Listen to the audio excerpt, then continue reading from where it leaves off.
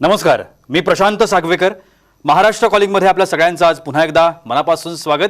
आज विजयादशमी अर्थात दसरा. 3.5 शुभमुहूर्तांपैकी एक दिवस. याच दिवशी प्रभू श्रीरामांनी रावणावर तर दुर्गामातेनं महिषासूर राक्षसाचा वध केला आणि दुष्प्रवृत्तीपासून समाजाचं रक्षण केलं तो हा दिवस. त्यामुळे आजच्या या शुभ दिवसाच्या तुम्हा सगळ्यांना भरभरून शुभेच्छा. हा दिवस तुमच्या सगळ्यांच्या आयुष्यामध्ये सुख, समृद्धी आणि आरोग्य संपन्न दीर्घायुष्य घेऊन येवो याच सदिच्छा. सुखी जीवनाचा सारथी बृहस्पती अर्थात गुरु या विषयावरती आज आपण चर्चा करतोय आणि यावर मार्गदर्शन करण्यासाठी आज माझ्यासोबत पुन्हा एकदा आहेत सुप्रसिद्ध राज्य ज्योतिष यांत्रिक ॲडव्होकेट माधव गुरुजी. आपण सरांचं स्वागत करूया. सर नमस्कार. साईराम. कार्यक्रमात मनापासून स्वागत सरांचं. आणि चर्चेला सुरुवात करण्याआधी आपण सरांची थोडक्यात ओळख करून घेऊया. श्री माधव गुरुजी यांनी दिल्लीच्या शुक्राचार्य ॲस्ट्रॉलॉजी सेंटर मार्फत ज्योतिषशास्त्राच्या विविध शाखांचा तब्बल 16 वर्षांचा अभ्यासक्रम पूर्ण करत राज्य ज्योतिष यांत्रिक ही पदवी संपादन केली. एक गोष्ट या ठिकाणी मला आवर्जून नमूद करावीशी वाटते आणि ती म्हणजे हा प्रदीर्घ अभ्यासक्रम पूर्ण केलेले महाराष्ट्रात आजच्या घडीला फक्त 7 जण आहेत आणि माधव गुरुजी हे त्यांच्यापैकी एक आहेत. माधव गुरुजी हे रायगड जिल्ह्यातले आहेत. त्यांच्या घराण्याला ज्योतिष विद्याशास्त्रांची 7 पिढ्यांची परंपरा आहे आणि माधव गुरुजी हे त्याचे 7वे वंशज आहेत आणि हे कार्य, घराण्याची परंपरा, ज्योतिषशास्त्राची परंपरा, ते सगळं खूप छान पद्धतीनं पुढे चालवत आहेत. माधव गुरुजी हे कायद्याचे पदवीधर देखील आहेत. प्रतिभा ॲस्ट्रॉलॉजी सेंटर हे पनवेल आणि दादर या 2 ठिकाणी आहे. माधव गुरुजी या दोन्ही सेंटरमध्ये आपली सेवा पुरवतात. माधव गुरुजी यांना जर तुम्हाला भेटायचं असेल तर आपण पनवेल या सेंटरवरती सोमवार ते शुक्रवार या दिवसांमध्ये आणि प्रत्येक शनिवारी आणि रविवारी शिवाजी पार्क दादर या ठिकाणी आपण त्यांना भेटण्यासाठी जाऊ शकता. चला तर मग चर्चेला सुरुवात करूया आणि जाणून घेऊया काय दडलं आहे आजच्या विषयामध्ये. सर पुन्हा एकदा मनापासून स्वागत. दसऱ्याच्या विजयादशमीच्या तुम्हाला भरभरून शुभेच्छा. सगळ्यात पहिल्यांदा गुरु ग्रहाबद्दलच आपण बोलणार आहोत. व्यक्तीच्या जीवनामध्ये किंवा व्यक्तीच्या पत्रिकेमध्ये गुरु ग्रहाचं जे स्थान आहे ते स्थान काय आणि कसं असतं हे आपण पहिल्यांदा जाणून घेऊ. निश्चित प्रशांतजी, आज तुम्ही सांगितलं की विजयादशमीचा आजचा दिवस आहे. सर्वप्रथम आपल्या साम टीव्हीच्या सर्व प्रेक्षकांना विजयादशमीच्या अगदी लक्ष शुभेच्छा. आणि खरंच आज म्हणजे विजयादशमीच्या दिवशी बृहस्पती म्हणजे गुरुसारख्या विषयावरती आज आपला एक प्रकारचा सत्संग होणार आहे, चर्चा होणार आहे. आणि हा आपला संवाद होतो या खरोखरी एक दुग्ध शर्करा योग म्हणावं लागेल की आज विजयादशमी 3.5 मुहूर्तापैकी एक मुहूर्त आहे आणि त्या मुहूर्ताच्या वरती आपल्याला बृहस्पतीबद्दल माहिती मिळणार आहे. आणि मी सगळ्या प्रेक्षकांना सांगेन की हा एपिसोड म्हणजे की आता जो आपला सत्संग होईल तुम्ही खूप लक्षपूर्वक हा ऐका, म्हणजे सावधानतेने ऐका. कारण बृहस्पती हा ग्रहच असा आहे, म्हणजे गुरु हा ग्रहच असा आहे की जो तुमच्या आयुष्यामध्ये कल्याण आणि कल्याण करणारच आहे किंवा मंगल आणि मंगल करणारच आहे.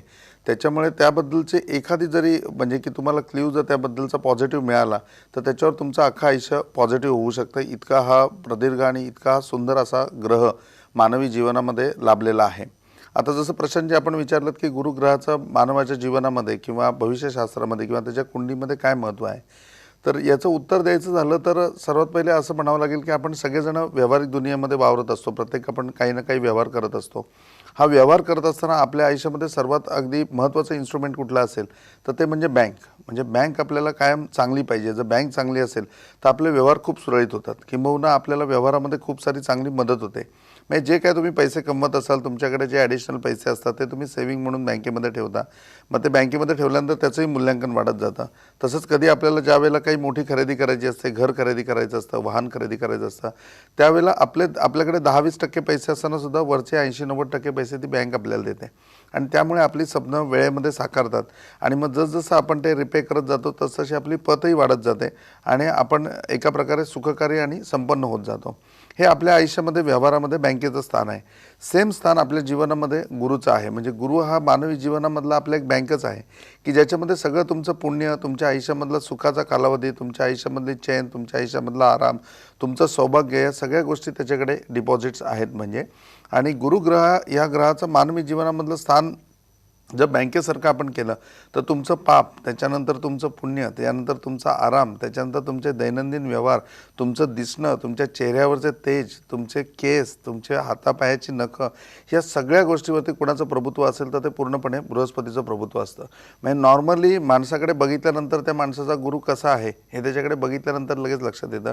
इतकी गुरुची छाप माणसाच्या शरीरावरती पूर्णपणे असते. मग ती वर्णाच्या बाबतीमध्ये असेल, नॉर्मली केसांची म्हणजे हेअरस्टाईल जरी बघितली तरी हेअरस्टाईलवर लक्षात येतं की या माणसाचा गुरु किती प्रभावी आहे. इतका गुरुचा आपल्या जीवनावरती प्रभाव आहे.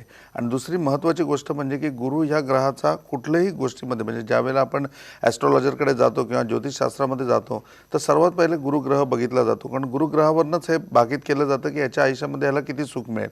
आणि दुसरं वैशिष्ट्य असं येतं की गुरु हा पत्रिकेमध्ये ऑलवेज शुभदायी असतो. आणि गुरु हा एकमेव असा ग्रह आहे की आता प्रत्येक एपिसोड आपण ग्रहांवरती करतो तर प्रत्येक ग्रहाच्या आपण पीडा सांगतो. मग असं मनामध्ये शंका येते की अरे आपण मग आपला राहू खराब आहे, मग आपण ही राहूची पीडा त्याच्याकरता हे करायचं, मग शनीची पीडा त्याच्याकरता हे करायचं.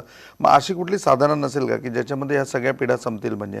तर निश्चितपणे गुरु हा एकमेव असा ग्रह आहे की जो 20% जरी तुमच्या पत्रिकेमध्ये पॉझिटिव्ह असेल तरी 80% जे बाकी अशुभ किंवा तुमच्या पाठीमागे जे स्ट्रगल असेल बाकीच्या ग्रहांमुळे ते संपूर्णच्या संपूर्ण पॉझिटिव्ह करू शकतो. आणि गुरु हा एकमेव असा ग्रह आहे की जो तुमच्या आयुष्यामध्ये येणारं प्रत्येक सुख, तुमच्या आयुष्यामध्ये प्रत्येक संकल्पना, किंबहुना तुमचा प्रत्येक विचार, तुम्ही कुठे असावं, तुम्ही कुठे नसावं, तुम्हाला कुठे घेऊन जावं, तुमचं घर कसं असेल, ह्या सगळ्या गोष्टींच्या बाबतीत गुरुग्रहाचा पूर्णपणे प्रभाव असतो. एक थोडक्यामध्ये उदाहरण द्यायचं झालं तर एक छोटंसं उदाहरण तुम्हाला देतो. आमच्या इथे कर्जतला जमिनीच्या ह्याच्यामध्ये म्हणजे की एक मोठे शेठ होते आणि त्यांची जमीन होती. आणि त्यांच्या बाजूला असलेल्या जमिनीमध्ये म्हणजे बाजूला जे शेतकरी होते त्यांनी केअरटेकर ठेवलेलं होतं. त्यांना 3 मुलं होती आणि शेठ होते त्यांना 1 मुलगा होता. तर तो मुलगा दरवेळेला शनिवार रविवार तिकडे फार्म हाऊसवर यायचा. त्याची ह्या केअरटेकरच्या मुलाबरोबर ओळख झाली. तो एका वयाचे होते त्यामुळे शनिवार रविवार तो त्याच्याबरोबर खेळायचा. आणि साधारण 5वीच्या वगैरे याच्यामध्ये जात असताना त्याला शिक्षणाकरता बाहेर ठेवायची वेळ आली. त्याने सांगितलं की हा जर माझ्याबरोबर येत असेल तरच मी राहीन म्हणून. आणि मग तो त्याच्याबरोबर राहणार आहे म्हणून मग त्यालाही त्याच्याबरोबर पाठवलं. आता बघा केअरटेकरला 3 मुलं आहेत, त्याच्यामधला हा मधला मुलगा, एक मोठा आणि एक त्याहून लहान, हे दोघेही जण कर्जतला राहिले म्हणजे जिथे होते तिथेच राहिले. यांचं पण ग्रॅज्युएशनपर्यंत शिक्षण झालं, पण ग्रॅज्युएशनच्या शिक्षणामध्ये एकदासुद्धा ते तालुक्याच्या बाहेर पण गेले नसतील. पण हा 5वीला जो बाहेर निघून गेला तो हा डॉक्टर झाला याच्या आयुष्यामध्ये. आणि त्याचं स्टँडर्ड ऑफ लिव्हिंग किती वेगळं आहे आणि ह्या लोकांचं स्टँडर्ड ऑफ लिव्हिंग किती वेगळं आहे. म्हणजे हे ग्रॅज्युएशनपर्यंत शिकले पण तो त्याच्याबरोबर गेल्यामुळे तो पुढे डॉक्टर झाला. म्हणजे त्याच्या ह्याच्यामधला गुरु तो डॉक्टर करणाराच ग्रह होता. अजून एक छोटंसं उदाहरण देतो. आता नुकतेच तुम्ही हे बाजूला फोटो बघताय विंडोमध्ये की द्रौपदी मुर्मूंना आम्ही भेटायला गेलो. त्यावेळेला केंद्रीय मंत्री रावसाहेब दानवे बरोबर होते आणि असंच बृहस्पतीवरनं विषय निघाला की गुरुचा प्रभाव कसा असतो. तर त्याच्यामध्ये रावसाहेब दानवे म्हणले की बघा आज आपला गुरु पॉवरफुल आहे की आपण आज द्रौपदी मुर्मू यांच्या पहिल्या भेटीला आपण गेलो आणि आपल्याला अपॉइंटमेंट मिळाली आणि आपण भेटलो म्हणून पहिली मीटिंग आपली झाली. तर मग हा पण गुरुचा प्रभाव म्हणावा का. मी रावसाहेब दानवेंना सांगितलं की बघा तुम्ही केंद्रीय मंत्री आहात त्यामुळे तुम्हाला भेटणं अगदी सहजासहजी आहे म्हणजे की हे तुमच्या गुरुचं कर्तृत्व आहे. आपले रिलेशन आणि नाजी आमच्याबरोबर आहे त्यामुळे आमचं भेटणं आहे हे या गुरुची पॉवर आहे. पण खरी पॉवर असेल तर त्या फोटोमध्ये बघा तुम्ही किंवा त्या प्रसंगामध्ये मी त्यांना म्हटलं बघा या 2 मुली आहेत. म्हणजे त्यांची नात होती, तिचं वय 9 वर्ष पण नाही आहे पण ती आमच्याबरोबर भेटायला होती द्रौपदी मुर्मूंना, राष्ट्रपतींना. मग तिचा गुरु किती प्रबळ असेल की तिला नाही केंद्रीय मंत्री व्हावं लागलं ना तिला कुठे काही करावं लागलं, ती आयती त्या ठिकाणी आली. आता तिच्याबरोबर ती गावाहून आलेली होती त्यावेळेला तिची मैत्रीण ती बरोबर घेऊन आलेली.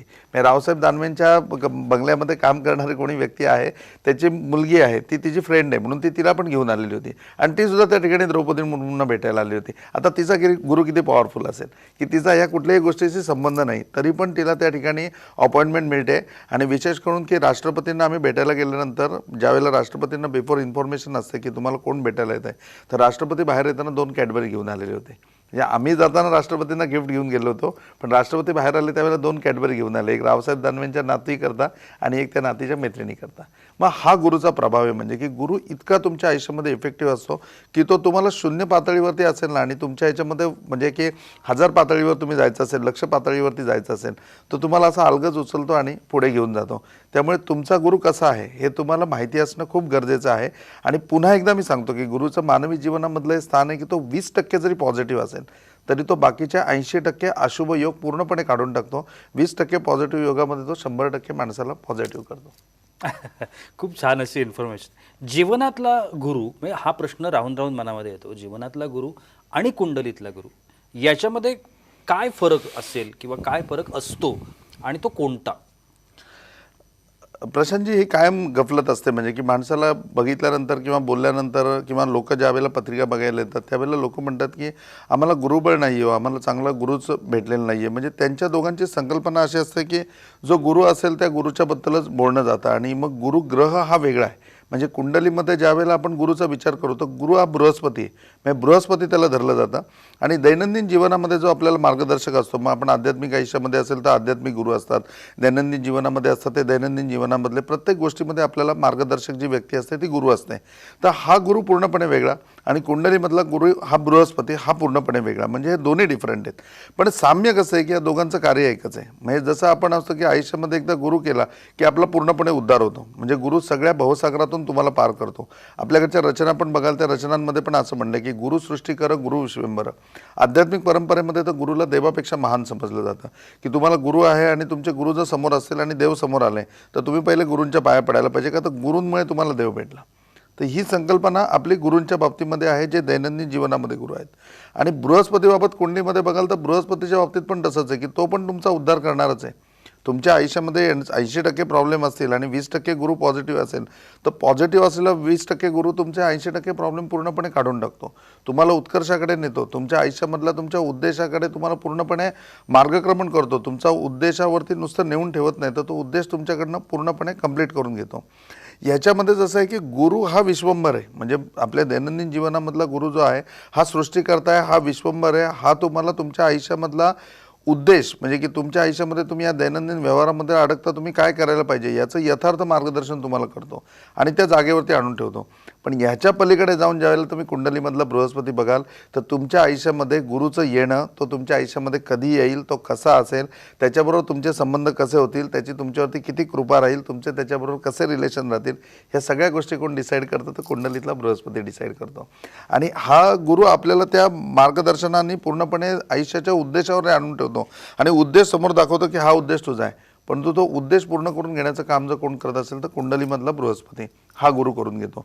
म्हणजे या दोघांमध्ये हे साम्य आहे की हे दोघेही जण मानवाच्या उद्धारासाठी आहेत, पण दोन्हीमध्ये डिफरंट आहे. कुंडलीमधला गुरु हा बृहस्पती आहे आणि दैनंदिन जीवनामधला आपला जो गुरु आहे हा मार्गदर्शक गुरु आहे. नक्कीच खूप छान अशी माहिती आजच्या शुभ दिवशी 3.5 मुहूर्तांपैकी एक, जसं सरांनी मगाशी म्हटलं की आजचा दिवस अत्यंत महत्त्वाचा आहे आणि या महत्त्वाच्या दिवशी गुरुसारख्या एका ग्रहावरती आपण चर्चा करतोय. खूप छान वाटतंय. कार्यक्रमात पुढे जायचं आहे, मात्र वेळ होते एका छोट्याशा विश्रांतीची. पण तरीसुद्धा तुमच्या मनातल्या ज्या काही शंका आहेत, प्रश्न आहेत, अडचणी आहेत, तुम्ही थेट सरांना विचारू शकता, त्यांना भेटू शकता. स्क्रीनवरती आत्ता सरांचे नंबर सुरू आहेत. वेळ होते एका छोट्याशा विश्रांतीची. कुठे जाऊ नका, पाहत राहा महाराष्ट्र कॉलिंग.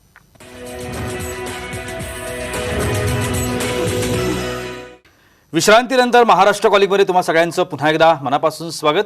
सुखी जीवनाचा सारथी बृहस्पती अर्थात गुरु या विषयावरती आपण चर्चा करतोय आणि सुप्रसिद्ध राज्य ज्योतिष यांत्रिक ॲडव्होकेट माधव गुरुजी आपल्याला मार्गदर्शन करतात. सर, पुढचा एक प्रश्न, प्रत्येक ग्रहाचे, आता हे सगळं आमच्या तर ऐकिवातल्या गोष्टी असतात, आम्ही असं ऐकत असतो की प्रत्येक ग्रहाचे शुभ अशुभ फळं असतात. गुरुग्रहाच्या बाबतीत सुद्धा असं असतं का? आणि मग जर अशुभ फळं असतील तर ती कोणती आणि कशा प्रकारे त्याचा त्रास होतो? प्रशांतजी, बघा की दैनंदिन व्यवहारामध्ये किंवा जीवनामध्ये तुम्ही बघितलं तर रात्र आहे तर दिवस असणारच, सुख आहे तर दुःख असणारच, त्यानंतर तुमच्याकडे पैसा असेल तर तुम्हाला चिंता असणारच, श्रीमंती असली की काळजी असणारच. या सगळ्या गोष्टी जशा लागून येत ना तसं बृहस्पतीच्या बाबतीत पण तो शुभ जसं फळं देणार तसं तो अशुभ फळ पण देणारच. म्हणजे पण अशुभ फळं देत असताना सुद्धा हे आहे त्याचं की अशुभ फळांच्या बाबतीमध्ये सुद्धा त्याची वयोमर्यादा आहे. म्हणजे की असं नाही की गुरु तुम्हाला अशुभ आहे म्हणून तो आयुष्यभर तुम्हाला अशुभच फळं देईल.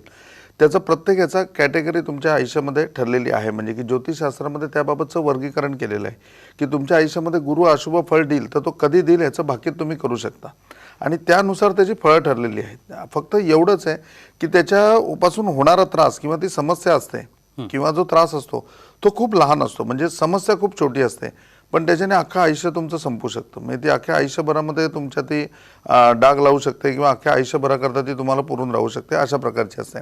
आता हे वर्गीकरण करताना कसं केलेलं आहे, ॲस्ट्रॉलॉजीमध्ये मानवाची मर्यादा 60 वर्षाची आपण धरली तर 15-15 वर्षाचे त्याचे 4 भाग होणार. म्हणजे तर पहिलं गुरुचं जे अवकृपा किंवा जसं तुम्ही म्हणले की बाबा त्याचं काही फळं अशुभ फळं मिळतात का, तर पहिल्या 15च्या ह्याच्यामध्ये जर गुरुची अशुभ फळं मिळाली, मग ते स्त्री असो पुरुष असो, तर पहिलं त्यांचं शालेय जीवनामध्ये येतं. म्हणजे 15व्या वर्षी 13 म्हणजे 14, 15, 16 म्हणजे 15 ते 20चा वयोगट आपण पकडू. म्हणजे ह्या ह्याच्यामध्ये 100% गुरुची पहिली अशुभ फळं मिळतात. या अशुभ फळामध्ये काय होतं, तर एकदम ॲक्टिव्ह असलेला माणूस, म्हणजे की जो मुलगा खूप चांगला अभ्यास वगैरे करतोय, तो एकदम आळशी बनतो.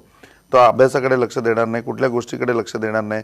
त्याला उठवायचं म्हटलं तर तो उठवला तर 12 वाजता उठणार नाही, तर 12 वाजेपर्यंत झोपून राहणार. या सगळ्या गोष्टी असतात. दुसरं म्हणजे की संगत वाईट लागणं, चुकीची संगत लागते. चुकीची संगत लागल्यामुळे चुकीची व्यसनं लागतात.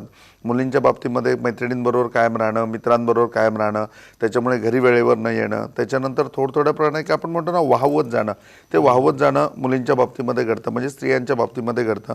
तिसरी महत्त्वाची गोष्ट म्हणजे प्रचंड ओव्हर कॉन्फिडन्स. प्रत्येक गोष्टीमध्ये ओव्हर कॉन्फिडन्स, की त्यांना कुठलीही गोष्ट सांगितली की ते ऐकून घेणारच नाही. तुला काय कळतंय, याला काय कळतंय, त्याला काय समजतं, म्हणजे प्रत्येक गोष्टीमध्ये उलट उत्तर करत राहणार. म्हणजे तर ही गोष्ट त्याच्यामध्ये आवर्जून जाणवते. म्हणजे ज्यावेळेला 15व्या वर्षामध्ये जर तुमचा गुरु दोष किंवा गुरुचं अशुभ फळ तुमच्या ह्याच्यामध्ये असेल, तर 100% तुम्ही आळशी बनता. दुसरा पार्ट आहे की तुमच्यामध्ये ओव्हर कॉन्फिडन्स. तिसरी गोष्ट म्हणजे फ्रेंड सर्कल, की तुम्हाला चुकीची संगत लाभते, तुम्ही व्यसनी बनता. आणि 100% त्याच्यामध्ये तुमच्यामध्ये एखादा फौजदारी गुन्हा दाखल होतो, तुम्हाला पोलीस स्टेशनला जावं लागतं. मग त्याच्यामध्ये असं असेल की तुम्ही ज्या मुलांबरोबर असता त्यांनी कुठेतरी जाऊन मारामारी वगैरे केली, त्यांनी एखाद्या मुलीची छेडबीड काढली आणि त्याच्यावरनं त्या मुलीकडच्यांनी किंवा मारामारी करणाऱ्या समोरच्या पक्षांनी गुन्हा दाखल केला. तुम्ही त्यावेळेला घरात बसलेले असाल, पण तुम्ही त्या मुलांबरोबर असता म्हणून तुमचंही त्याच्यामध्ये नाव येतं आणि तुमच्यावर गुन्हा दाखल होतो. आणि सातत्याने होतं असं. म्हणजे नॉर्मली एका वर्षामध्ये कमीत कमी 3 वेळा तुम्हाला पोलीस स्टेशनला जावं लागतं. हे पहिलं अशुभ फळ आहे गुरुच्या ह्याच्यामध्ये 15 ते 20 वयोगटामध्ये. दुसरं अशुभ फळ येतं, जसं आपण 15च्या पुढचं डिवायडेशन धरलं तर 30च्या नंतरचं येतं. म्हणजे की 40च्या एजमध्ये, ज्यावेळेला तुम्ही 35-40च्या एजमध्ये असता, त्याच्या वेळेला 100% प्रॉपर्टीपासून प्रॉब्लेम होतो. प्रॉपर्टीपासून प्रॉब्लेम असा असेल म्हणजे की तुमची वडिलोपार्जित प्रॉपर्टी असेल, पण तुमचे बाकीचे भाऊ असतील किंवा बहिणी असतील, ते तुम्हाला कॉपरेट करत नसेल, त्याची वाटणी होत नसेल, त्याची विभागणी होत नसेल, त्याचं वर्गीकरण होत नसेल. किंबहुना काही ठिकाणी असं असतं की आता वडील नाही आहे तर आई आहे, पण आईच वाटणी करून देत नाही. किंवा आई वडील दोघेही जण आहेत, पण ते म्हणतात की नाही आम्ही आमच्या मृत्यूनंतर बघू काय करायचं, ते व्हीलमध्ये बनवून ठेवू, आत्ता हातामध्ये काही देत नाही. म्हणजे ज्यावेळेला तुमच्या हातामध्ये काही कर्तृत्व आहे, त्यावेळेला वडिलोपार्जित प्रॉपर्टी असून सुद्धा तुम्हाला मिळत नाहीत. म्हणजे वडील जीवित असले तरी, वडील जीवित नसले तरी. सेकंड थिंगमध्ये असं बघायला मिळतं की तुम्ही स्वतःच्या हिमतीवरती प्रॉपर्टी घेता, तुम्हाला खूप चांगली प्रॉपर्टी मिळते, त्या प्रॉपर्टीवरती तुम्हाला कर्ज पण मिळतं आणि सगळं कंप्लीट करून झाल्यानंतर नॉर्मली तिथे काही त्या एरियामध्ये OC CCचा काही प्रॉब्लेम आहे म्हणून तुम्हाला पोझिशन मिळत नाही. आता तुम्ही असे अडकता की तुमचं सगळं लोन प्रोसिजर कंप्लीट झाली आहे, तुम्हाला समोर पेमेंट झालं आहे म्हटल्यावर बँकेचा हप्ता चालू होतो, जिथे तुम्ही राहताय तिथे रेंटल राहताय, तिथलं भाडं तुमचं चालू आहे. मग ह्याचा पगार किंवा ह्याचा जो इन्कम आहे तो प्रशांतजी पूर्णपणे ह्याच्यातच संपून जातो, की भाडं भरण्यामध्ये आणि हप्ता भरण्यामध्ये. आणि संसार चालवण्याकरता हा माणूस कर्जबाजारी होत जातो. म्हणजे ह्याचं स्वतःला काही व्यसन नसतं किंवा कुठलीही चुकीची इन्व्हेस्टमेंट नसते, पण केवळ ह्या गोष्टीमुळे अडकल्यामुळे तो कर्ज घेत जातो आणि त्या कर्जामध्ये डुबतो.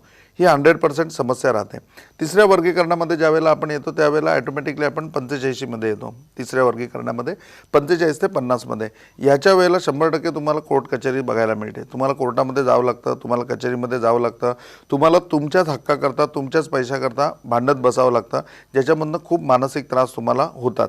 दुसरी गोष्ट म्हणजे की कौटुंबिक जबाबदाऱ्या वाढल्यात, कौटुंबिक वादविवाद वाढलेत आणि कौटुंबिक वादविवादामधनं म्हणजे जसं नॉर्मल भांडण असतं ना, की नवरा बायकोचं भांडण झालं तर ठीक आहे होतंच, भावाभावामध्ये भांडण झालं तर होतंच, किंवा आपलं आणि शेजाऱ्याचं एखाद्यावरनं भांडण झालं ते होतंच. पण अशी भांडणं म्हणजे की बाबा नवरा बायकोचं चांगलं आहे, परंतु घरातल्या बाकी कुटुंबाबद्दल वाद चालू आहेत किंवा बाकीच्या लोकांबद्दल वाद चालू आहेत, ह्या सगळ्या गोष्टी त्याच्यामध्ये प्रामुख्याने त्या पिरियडमध्ये घडतात. म्हणजे तर भांडणाचा कालावधी किंवा कोर्ट कचेरीचा कालावधी हा 3rd पोर्शनमध्ये येतो. 4th पोर्शनमध्ये असतं की तुम्हाला छोटीशी एखादी जखम होते आणि तुमचं आयुष्य संपतं, म्हणजे की ते मृत्यूला कारण होतं. एखादी छोटीशी घटना किंवा छोटीशी एखादी चूक किंवा छोटीशी एखादी जखम, छोटासा एखादा आजार की ज्याच्यामुळे मृत्युमुखी पडतो. आत्ताच्या रिसेंट याच्यामध्ये म्हणजे जसं जर उदाहरण घ्यायचं आलं तर आपण छत्रपती शिवाजी महाराजांचं घेऊ शकतो, की महाराजांच्या गुडघ्याला फक्त जखम झालेली होती, जी जखम महाराजांची कंट्रोलमध्ये आली नाही आणि त्याच्यामध्ये महाराजांचा अंत झाला. म्हणजे गुडघ्याला जखम होणं किती नॉर्मल गोष्ट आहे. आता एक आजोबा होते आमचे की जे आता जस्ट रिटायर झाले, तब्येत वगैरे सगळी त्यांची व्यवस्थित, आणि त्यांच्या पायाला फक्त उंदीर चावला आणि ती जखम झालेली होती. त्यांनी टिटॅनसचं इंजेक्शनही घेतलं, परंतु काय झालं त्यांनी लक्ष दिलं नसेल, अजून काहीतरी जखम झाली आतमध्ये, त्याच्यामध्ये पूर्णपणे गँग्रीन झालं. शेवटी त्यांचा पाय तोडावा लागला आणि पाय तोडून झाल्याच्या नंतर त्याच्यावरती म्हणजे की त्यांनी इतका धसका घेतला की ते मृत्यूचं कारण झालं. तर अशा प्रकारची घटना छोटी असते, परंतु त्याच्यामध्ये पूर्णपणे आयुष्य जातं. अशी गुरुची अशुभ फळं भोगायला मिळतात. नक्कीच शेवटचं 1 मिनिट अंतिम टप्प्यामध्ये आपण आहोत. याच्यावरचे उपाय ॲस्ट्रॉलॉजीमध्ये काय सांगितलेले आहेत? ॲस्ट्रॉलॉजीमध्ये प्रशांतजी प्रत्येक गोष्टीमध्ये उपाय हे 100% आहेतच म्हणजे, परंतु बृहस्पतीच्या बाबतीमध्ये मी 100% पहिलं तुम्हाला हे सांगेन की तुम्ही प्रामुख्याने तुमचा गुरु कसा आहे ना हे तुम्ही जाणून घ्या. म्हणजे खाली आपले नंबर व्हॉट्सअपला आहेत, त्याच्यावर तुम्ही 100% तुमची पत्रिका शेअर करा. तुमच्या पत्रिकेमध्ये तुमचा गुरु पहिला कसा शुभ आहे ते जाणून घ्या. कारण मी पुन्हा एकदा ह्याला सोल्युशनमध्ये पहिलं वाक्य हे सांगेन की ॲस्ट्रॉलॉजी पहिलं हे सांगतं की तुमचा गुरु 20% जरी पॉझिटिव्ह असेल ना तरी 80% अशुभ तो पूर्णपणे ओढून नेऊ शकतो. तर सर्वात पहिले आपल्याला माहिती पाहिजे की आपला गुरु किती पॉझिटिव्ह आहे. आता दुसरी गोष्ट की ह्याच्यामध्ये टप्प्यांमध्ये म्हणजे ह्याच्यावरती उपाययोजना करताना सुद्धा ॲस्ट्रॉलॉजीमध्ये वर्गीकरण आहे की गुरु अशुभ फळ असेल किंवा गुरु अशुभ फळ देतो तर का देतो. म्हणजे कधी तो नीचेच्या राशीमध्ये असेल, चुकीच्या राशीमध्ये असेल किंवा 4था, 8वा, 12वा असेल तर तो अशुभ फळ देईल. दुसरं त्याच्यामध्ये येतं की गुरु दुसऱ्या कुठल्या दूषित ग्रहांनी जर म्हणजे युतीमध्ये असेल, समजा गुरु राहू युती असेल तर चांडाळ योग होतो, तर त्याच्यामुळे प्रॉब्लेम होत असेल. तिसरा योग त्याच्यामध्ये येतो की गुरुबाबतचा अध्ययन, की तुम्हाला माहितीच नाही तुमचा गुरु कसा आहे, किती पॉझिटिव्ह आहे आणि ते तुम्हाला माहिती नाही म्हणून त्याचे फळ उपभोगत असाल तर त्याच्यावरती उपाययोजना पूर्णपणे वेगळ्या आहेत. म्हणजे तर पहिलं सोल्युशन हेच आहे की तुम्ही तुमचा कसा गुरु आहे ते पहिलं जाणून घेतलं पाहिजे. दुसरं उपाययोजनामध्ये जसं आहे की ॲस्ट्रॉलॉजर तुम्हाला ऑलवेज सांगतात, मी पहिलंच तुम्हाला सांगितलं की गुरु हा एकमेव असा ग्रह आहे जो बाकीच्या 80% अशुभ फळं काढू शकतो. तर पुष्कराज रत्न तुम्ही सगळेजण वापरू शकता, त्याच्याकरता कुठलंही बंधन नाही, ज्याच्याने गुरुची कृपा किंवा गुरुचं पाठबळ तुम्हाला लाभेल आणि तुमच्या शंका कुशंका निघून जातील. दुसरं 4मुखी रुद्राक्ष, 9मुखी रुद्राक्ष आणि 12मुखी रुद्राक्ष हे 3 रुद्राक्ष कोणीही वापरू शकतं. याचं कारण हे की हे पूर्ण गुरुबळाकरताच येतात आणि याचा डेफिनेटली फायदा होतो. तिसरं येतं ते म्हणजे की गुरुग्रहाची शांती केली जाते, बृहस्पती यज्ञ त्याला म्हणतात, तो बृहस्पती यज्ञ तुम्ही करू शकता. चौथं याच्यामध्ये जे उपाययोजना येते त्याच्यामध्ये बृहस्पतीचं यंत्र येतं, जे यंत्र बनवून सर्व कार्यसिद्धी यंत्र, सुखसमृद्धी यंत्र, बृहस्पती यंत्र हे स्थापन करून तुम्ही गुरुचा प्रभाव तुमच्या आयुष्यामध्ये पूर्णपणे वाढवू शकता आणि तुमचं आयुष्य आणखीन सुखकारक आणि सुंदर करू शकता. पण पुन्हा एकदा जाता जाता मी हेच सांगेन तुम्हाला की तुमचा गुरु कसा आहे, किती शुभ आहे हे तुम्ही पहिले जाणून घ्यायला पाहिजे. ज्यावेळेला तुमचं गुरुबद्दलचं अज्ञान पूर्णपणे संपेल, तुम्हाला माहिती पडेल की तुमचा गुरु अशा प्रकारे पॉझिटिव्ह आहे, तर आजच्या विजयादशमीचं खरोखरी तुमच्या आयुष्यामध्ये तुमच्या कीर्तीच्या दिशेने केलेलं सीमा उल्लंघन ठरेल. की तुम्हाला तुमच्या गुरुचं जर माहिती पडलं की हा गुरु इतका पॉझिटिव्ह आहे तर त्या गुरुच्या बाबतीमध्ये त्या भरोशावरती किंवा त्यांनी दिसलेल्या दिशेवरती चालून तुमच्या आयुष्याचं कल्याण म्हणण्यापेक्षा तुमच्या आयुष्याचं सोनं झाल्याशिवाय राहणार नाही. नक्कीच, थँक्यू सो मच सर. वेळात वेळ काढून तुम्ही इथे आलात आणि या शुभ दिवशी एवढी छान माहिती तुम्ही आमच्या प्रेक्षकांना दिलीत, त्यासाठी अगदी मनापासून आभार. श्री साईनाथ आप सबकी भली करे, गुरु गोरक्षनाथ आप सबकी भली करे, श्री गुरु निरंजननाथ विजय तेतराम आदेश. आणि याबरोबरच वेळ होते इथेच थांबण्याची. कुठेही जाऊ नका, पाहत रहा साम टीव्ही.